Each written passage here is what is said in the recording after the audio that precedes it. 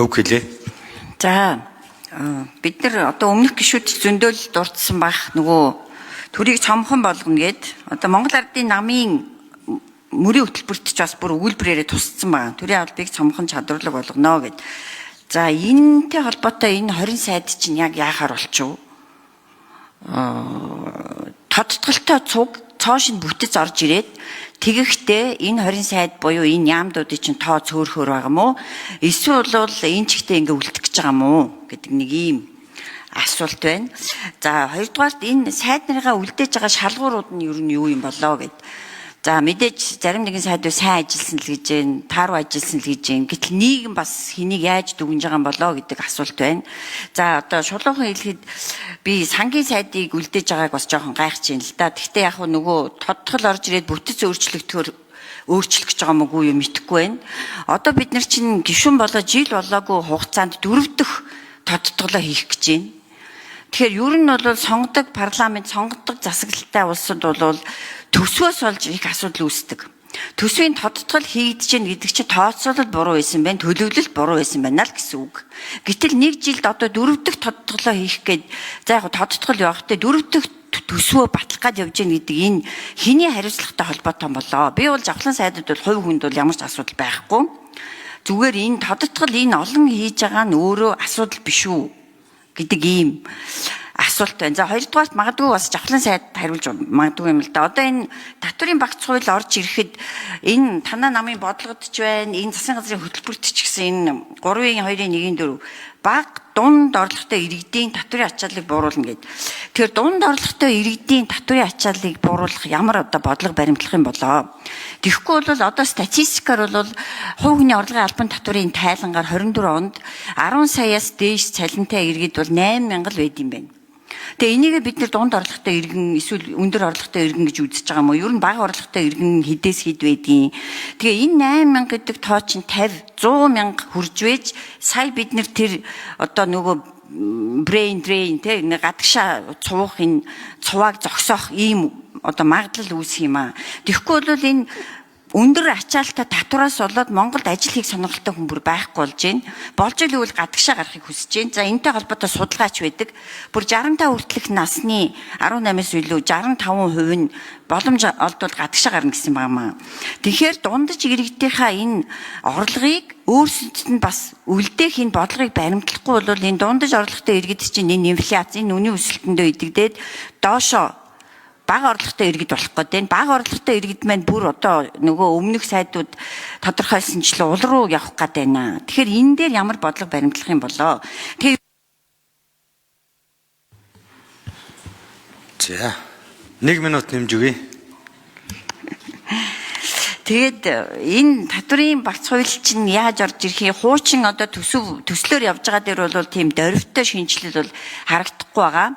Ялангуяа хувь хүн дээр бол нэг 80 орчим мянган төгрөгийн одоо юу гэх юм бэ өгөөж үлдэх ийм шинжтэй харагдсан. Тэгэхээр энийг бол танаа засгийн газар нэлээд дөрвтэй өөрчлөхгүй бол энэ иргэдээ ерөөсөө алдаа дуусгахны залуучуудаа за хоёр үндсэн шалтгаанаар гадагшаа явдаг те мэдээ залуучууд бол үргэлж гадагшаа тэмүүлдэг. Эсвэл бол одоо нөгөө өндөр боловсролтой ийм хүмүүс нь гадагшаа явж байна. Тэгэхээр энэ дээр юу энэ иргэдээ Монгол улстай тогтоох чиглэлээр ямар бодлого баримталж ажиллах вэ? За нэг асуулт. Энэ сайд нарыг одоо урамшуулал цалинтай холбоотой энэ гадаад улсуудын жишээг та авч хэрэгжүүлэх үү? Жишээлбэл Сингапурын жишээ. Дотоодын нийт бүтээгдэхүүний өсөлттэй хамааруулж энэ сайд нарын за их хурлын гишүүдийнх ч бас байж болно. Цалин эсвэл урамшууллыг тогтоодог ч юм уу нэг энэ систем рүү оруулж хариуцлагажуулахгүй бол ерөөсөө ингээл ямар ч хариуцлага байхгүй баахан сайд. За хариулт өгье. Ерөнхий сайд.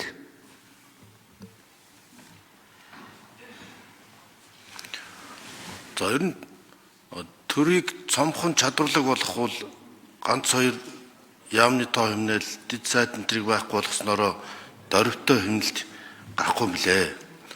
Бүх газруудад чиг үүргийн давхардал байна. Бүтцийн давхардал байна.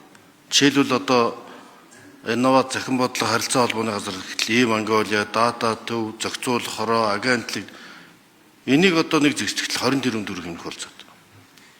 Энэ бол бараг 10 яамны төсөв үйл ажиллагааны зардал явд.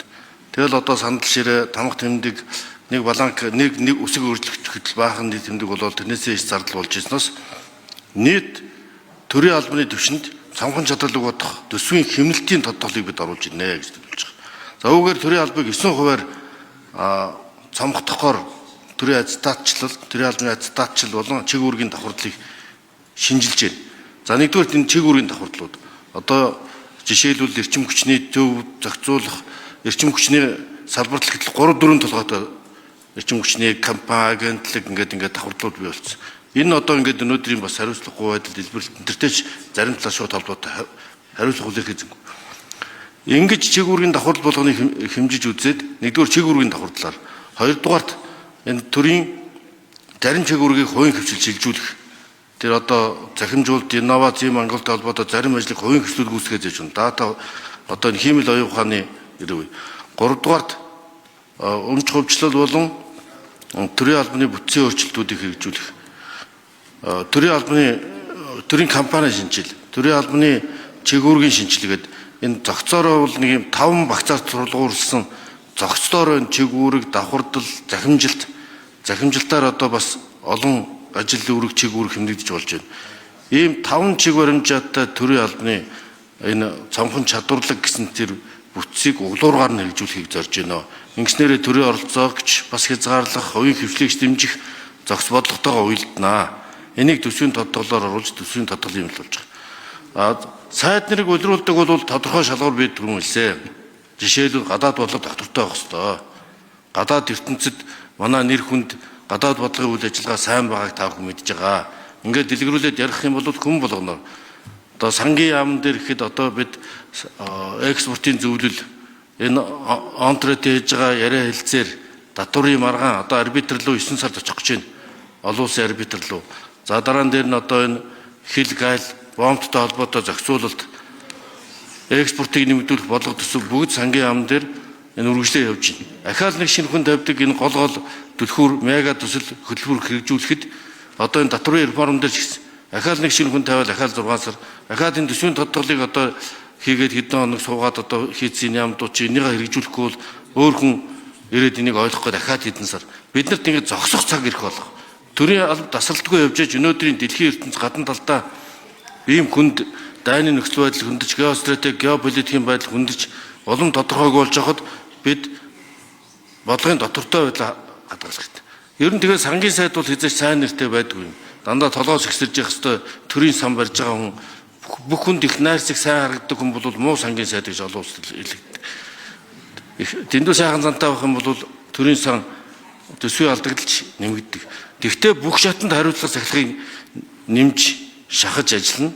За татврын реформын талаар ч гэсэн бүх хүмүүст оногдсон 800 мянган төгрөгийн 10 саяын цалинтай хүн байсан ч гэсэн 800 мянган төгрөг хүртэл хөнгөлөгдөн нэг хөв болно тэргээд тэгтээ нэг бид татврын реформыг бол бас нэлээд гүнзгийрүүлж төсвийн хуультай 8.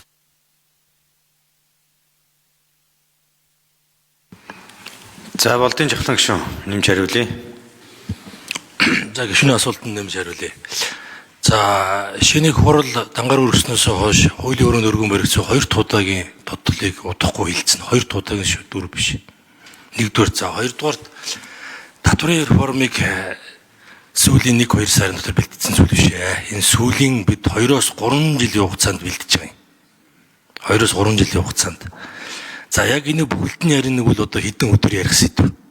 За таны асуусан яг нюанстай юмнууд дээр чи нэг тодорхой хариулт өгье гэж ингэж бодож байна. Татвар ногдуулахаар иргэдийн одоо орлогын түвшингөөр нь бага тунд өндөр орлоготой гэж ялгадаггүй.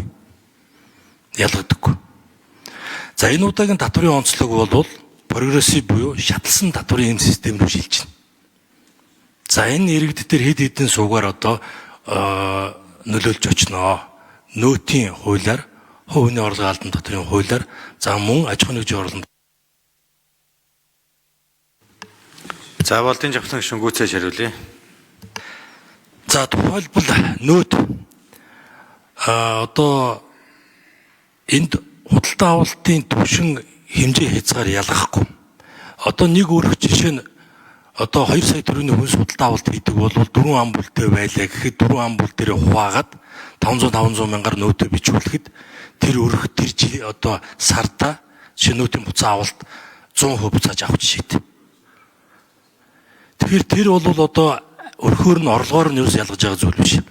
10 сая төгрөгийн худалдаа авалт хийдэг өрх бол эхний 2 сая төгрөг дээр сая миний хэлдэг зохицуултыг хийхэд бас л ингээд худалдаа авалт нь тэр хэмжээгээр буурал авчина.